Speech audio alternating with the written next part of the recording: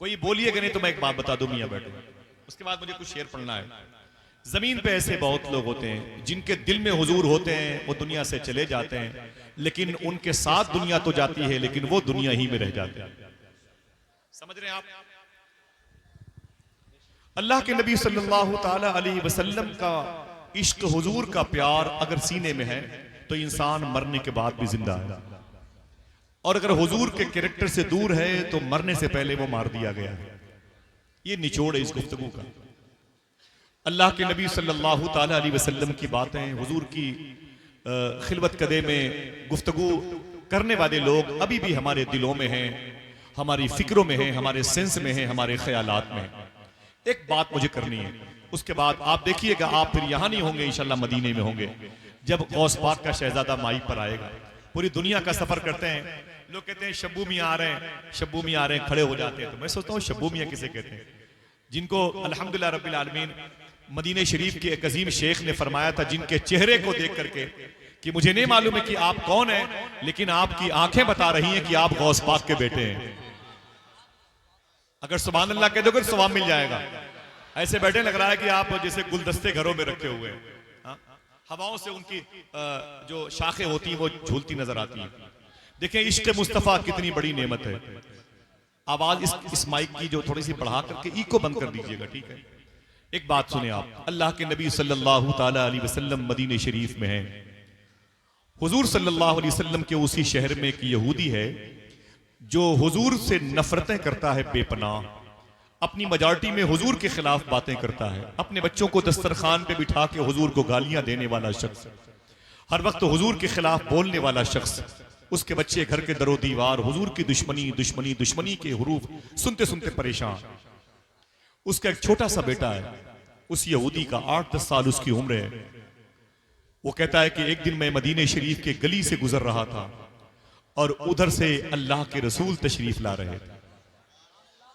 वो कहता है मैंने हुजूर को कभी देखा नहीं था, जैसे हुजूर मेरे करीब आए मैंने हुजूर को देखा तो दंग रह गया, ऐसी आंखें मैंने कभी नहीं देखी। आपकी बेटियों की तारीफ हो तो आप मचल के सुभान अल्लाह कहते हैं, ये उसकी तारीफ हो रही जिसकी तारीफ पर खुदा खुश हो जाया करता है। आपसे मैं कहूं तो आप सुभान अल्लाह कहेंगे तो सारी नेकियां तो मेरे हिस्से में आ जाएंगी। आप यहां क्या अखबार बेचने आए? मुझे बताएं, आपको भी जरूरत है नेकियों की ना भाई? हाँ, मेरे आका के चेहरे को देखा तो तड़प गया, हुजूर की आंखों को देखा सुभान अल्लाह, हुजूर की पेशानी को देखा, हुजूर के लबो रुखसार को देखा। शायर ने क्या कहा था? तेरा हुस्न मेरी निगाह में बखुदा खुदा की किताब है, तेरी बंदगी तो अलग रही तुझे देखना भी सवाब है। मेरे आका के करीब आया, उसने कहा आप कौन हैं? मेरे आका फरमाते हैं जिसका कोई नहीं मैं उसका हूं, जिसे भूख लगे मुझे देख ले, जिसे प्यास लगे मुझे देख ले, जिसका कोई ना हो उसका मैं हूं, यतीमों को अपने सीने से लगाने वाला मैं, अल्लाह का रसूल, रसूलों का सरदार, कुरान मुझ पर नाजिल हुआ है, मैं अल्लाह का रसूल हूं। बच्चा कहता है हुजूर के चेहरे की ताबानियां मेरे दिलों के कुफ्र को तोड़ रही थी। मेरे आका सल्लल्लाहु ताला अलैहि वसल्लम तशरीफ ले गए। वो बच्चा कहता है 8 साल का है, तवज्जो से सुने, जिसके घर के बर्तन भी उसके दुश्मन थे, दरो दीवार हुजूर के दुश्मन थे। आपकी तो माँ भी मुसलमान, आपका बाप भी मुसलमान है, आपके घर के दरो दीवार कलमा पढ़ने वाली दीवारों में शामिल है, लेकिन आज वो कैफियत नहीं पैदा होती। वो यहूदी का बच्चा कहता है मैं घर गया तो मेरी आंखों के रास्ते से हुजूर मेरे दिल में आ गए। मौत आई है मदीने में किसी को भी, और यहां भी आई है। उस मुबारक मौत से उस मुबारक खातून का रिश्ता कितना है, इश्क रसूल इसका बेस है। अल्लाह अकबर। वो यहूदी का बच्चा कहता है मैं तड़प रहा था, जब बिस्तर पे सोने के लिए आया तो मुझे हुजूर याद आ गए।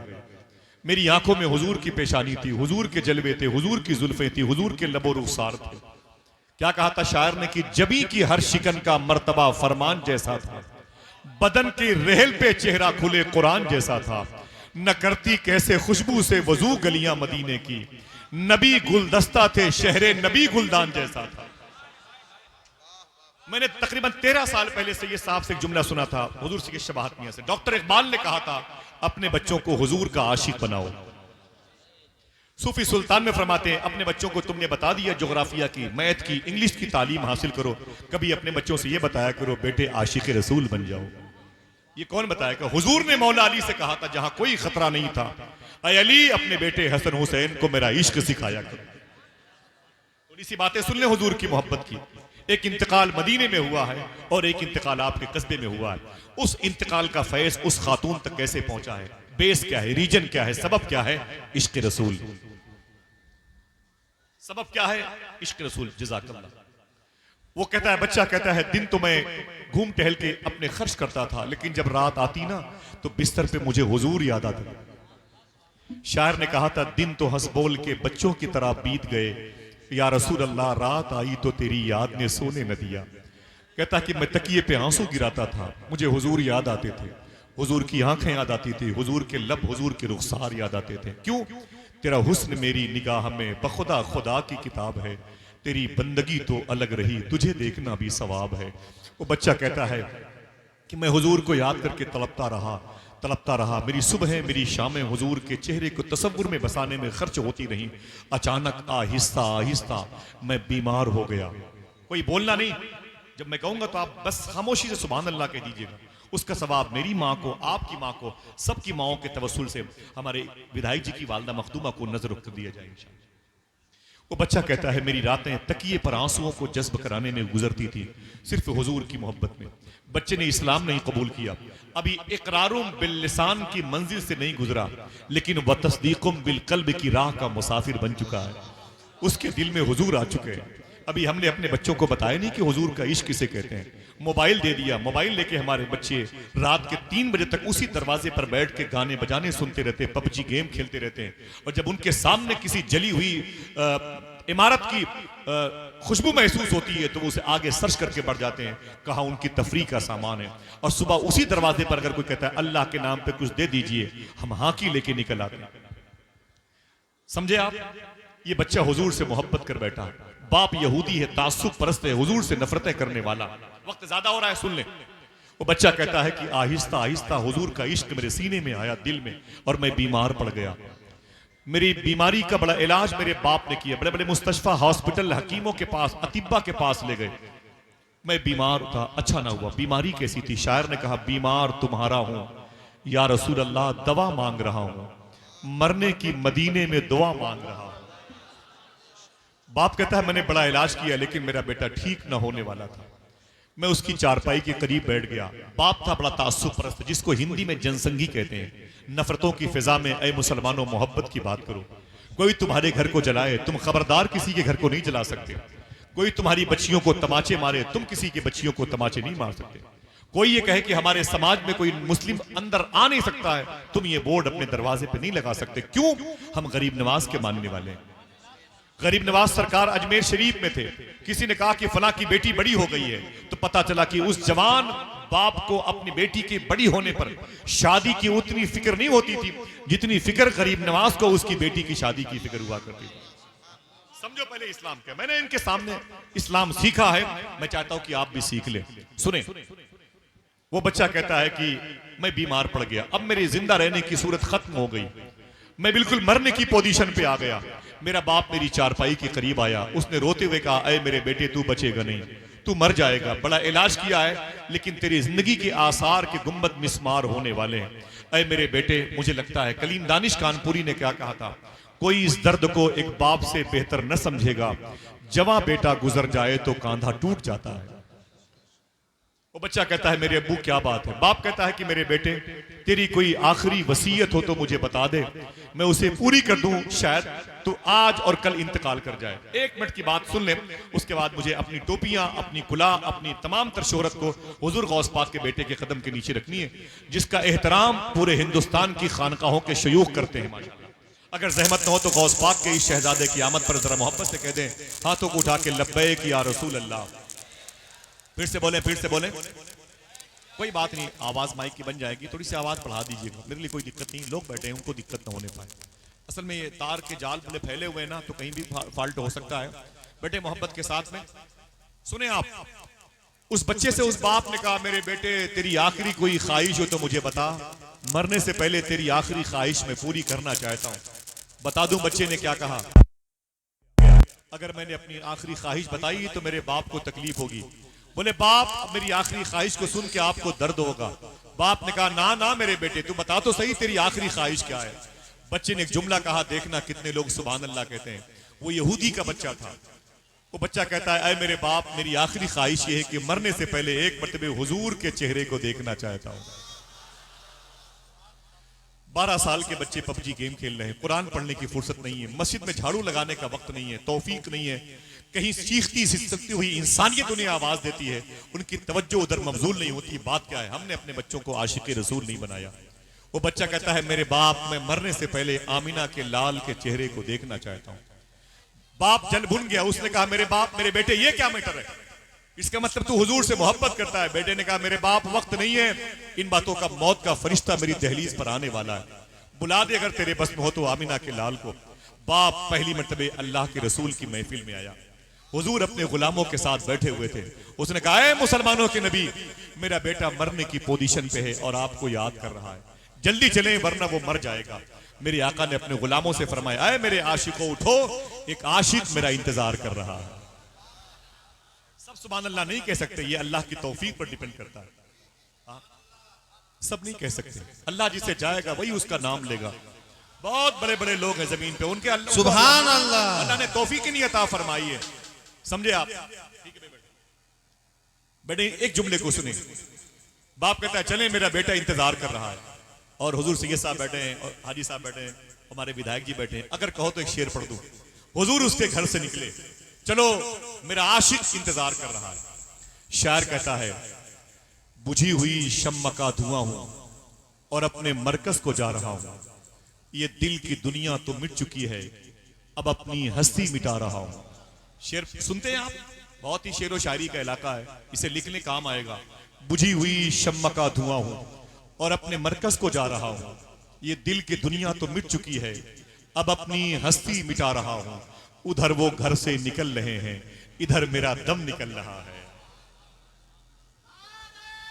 है ज़हन आपका?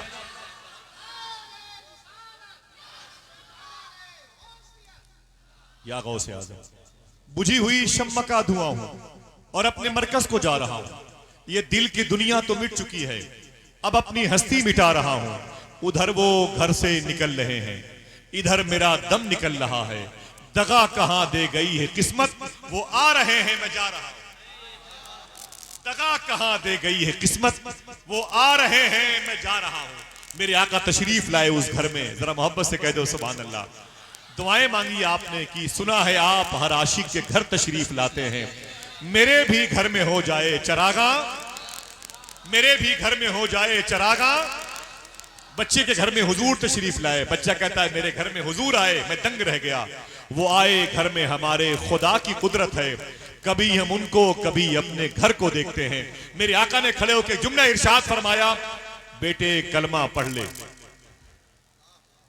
बेटे कलमा पढ़ ले। उसने डर के मारे अपने बाप को देखा, मैंने कलमा पढ़ा तो मेरा बाप नाराज होगा। अल्लाह ने उसके बाप के दिल को तब्दील कर दिया। हुजूर ने फरमाया कलमा पढ़ ले, तो वो डर के बाप को देखा। बाप ने कहा, पढ़ ले, ये तेरी किस्मत है, तेरे घर आए हुए हैं। यूं तेरा इसमें गिरामी मेरे लब पर आ गया, जैसे दरिया तशनगी के पास चलकर आ गया। जैसे उसने कलमा पढ़ा, मेरे आका उसके घर से बाहर निकले, उसकी रूह निकल गई, उसका बाप दौड़ा हुआ आया, ऐ मुसलमानों के नबी, मेरा बेटा मेरे काम का नहीं, अपने धर्म के मुताबिक उसे ले जाएं। वो मर गया। हुजूर फिर पलटे, फरमाया उसकी लाश को उठा लो। देखना कितने लोग हैं जिन्हें नेकियों की जरूरत है। मेरे आका फरमाते, इसे ले चलो, इसे अपने हाथों से मैं गुस्ल दूंगा, इससे कफन का इंतजाम मैं करूंगा, इसकी नमाज़े जनाजा मैं पढ़ाऊंगा, इसे ले चलो मेरे हुजरे के पास। आवाज आई, बता दो मदीने वालों को, आशिक का जनाजा है, जरा धूम से निकले। आशिक का जनाजा है, जरा धूम से निकले। महबूब की गलियों में जरा घूम के निकले। उसकी नमाज़े जनाजा तकमील की सरहद तक पहुंची। उसे हुजूर लेके आए बकी शरीफ में। भीड़ ज्यादा नहीं थी, गर्मी ज्यादा नहीं थी, लेकिन अल्लाह के रसूल सल्लल्लाहु अलैहि वसल्लम बार बार अपनी पेशानी से पसीने पोंछ रहे थे और हुजूर पंजों के बल चल रहे थे। तदफीन के बाद किसी ने पूछा था, ऐ सय्यदुल कौनैन, भीड़ ज्यादा नहीं थी, आप पंजों के बल चल रहे थे, गर्मी ज्यादा नहीं थी, आप पसीने पोंछ रहे थे, बेस क्या है? मेरे आका फरमाते, वो बच्चा मुझसे इस कदर मोहब्बत करता था कि उसके जनाजे में इतने फरिश्ते आ गए थे, मुझ मोहम्मद को भी चलने में दुश्वारी पैदा हो रही थी। उम्र भर की बेकरारी को करारा ही है। हजरात, ये हुजूर का इश्क है जो आज आपके दिलों में फिर दस्तक देने वाला है। ये हुजूर का प्यार है जो हुजूर के बेटे की जबान से नश्र होने वाला है। ये हुजूर का पाकीज़ा वो अजीमुशान आईन है जो इखलाक़े मुस्तफ़ा की सूरत में आज आपकी निगाहों की टेबल पे गुलदस्ते इश्क व मोहब्बत बन के सजने वाला है। तैयार है आप लोग?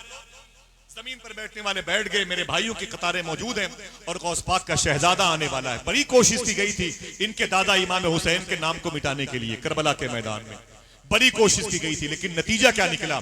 करबला में थे मगर अब दिल के अंदर है हुसैन।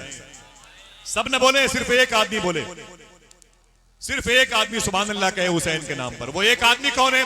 हर आदमी ये तसव्वुर करे कि वो मैं हूं। करबला में थे मगर अब दिल के अंदर है हुसैन।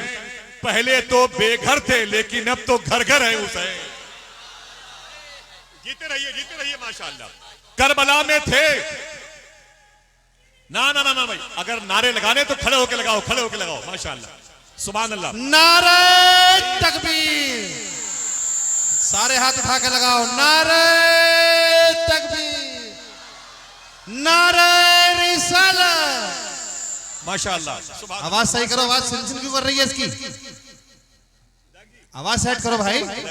इमाम हुसैन के लगाए नाम के ना लगाए, इमाम हुसैन के। या हुसैन, हाथों को उठा के जवाब दीजिए माशाअल्लाह भाई, आवाज माइक की डिस्टर्ब हो दोनों रही है। हाथ उठा के या हुसैन, या हुसैन, या हुसैन, माशाअल्लाह, सुभान अल्लाह, सुभान अल्लाह। हुसैन किनका नाम है? इनके दादा का नाम है। हुसैन किसके बेटे हैं? मखदूमा फातिमा के। कोई कह दे सुभान अल्लाह। अल्लाह अल्लाह। मैंने मखदूमा कायनात के रोजे पर इनको आंसू बहाते हुए देखा है। चलेंगे मदीना इनके साथ इंशाअल्लाह। बोले कौन? फातिमा, मौत का फरिश्ता। हाजी साहब, मौत का फरिश्ता मखदूमा कायनात के दरवाजे पर खड़ा है, उसे रूह निकालना है। शेर सुनते समझते हैं ये रामपुर मुरादाबाद का बेल्ट है, शायरी यहीं से पनपी है और आगे बढ़ी है। शायर कहता है किस वास्ते दरवाजे जहरा पे खड़े हो। देखना है साहब, किस वास्ते दरवाजे जहरा पे खड़े हो। मौत का फरिश्ता मखदूमा कायनात की इनकी जद्दा के दरवाजे पर खड़ा है, उसे मखदूमा फातिमा की रूह को निकालना है। शायर कहता है किस वास्ते दरवाजे जहरा पे खड़े हो, तुमको तो इजाजत की जरूरत नहीं होती। किस वास्ते दरवाजे जहरा पे खड़े हो, तुमको तो इजाजत की जरूरत नहीं होती। बोला मलकुल मौत कदम कैसे बढ़ाऊं, कोशिश तो बहुत करता हूं हिम्मत नहीं होती। कोशिश तो बहुत करता हूं, बोला मलकुल मौत कदम कैसे बढ़ाऊं। बोला मलकुल मौत कदम कैसे, बोला मलकुल मौत कदम कैसे बढ़ाऊं। जरा फिर से बोल दे या हुसैन, दिल से बोल दे या हुसैन, हाथों को उठा के बोल दे या हुसैन, बुलंद आवाज से बोल दे या हुसैन। क्या कहा शायर ने? कोशिश तो बहुत करता हूं हिम्मत नहीं होती। वो कैसे आगे बढ़े? इनके बेटे हैं इमाम ज़ैनुल आबिदीन, इनके दादा हैं जिनके पैरों में जंजीर बांधने के लिए करबला में यजीदी आगे बढ़े। एक शेर पढ़ता हूं मैं, बड़ा नाज है आपको सुनने का। मैं लखनऊ के करीब का हूं, मेरी मजबूरी अच्छा शेर पढ़ना, मेरी बीमारी अच्छा शेर पढ़ना। शायर कहता कि इमाम ज़ैनुल आबिदीन को हथकड़ी बांधने के लिए यजीदी करीब आए। एक आवाज आई, न कर तू मुझे कैद करने की कोशिश, न कर तू मुझे कैद करने की कोशिश, जहां मैं रुका तुझको रुकना पड़ेगा। मौला सैयद सज्जाद के पैरों में जंजीर बांधी जा रही है।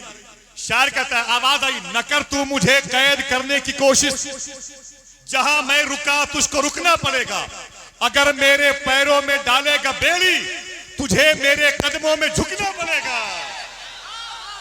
अगर मेरे कदमों में, अगर मेरे पैरों में डालेगा बेड़ी, तुझे मेरे कदमों में झुकना पड़ेगा।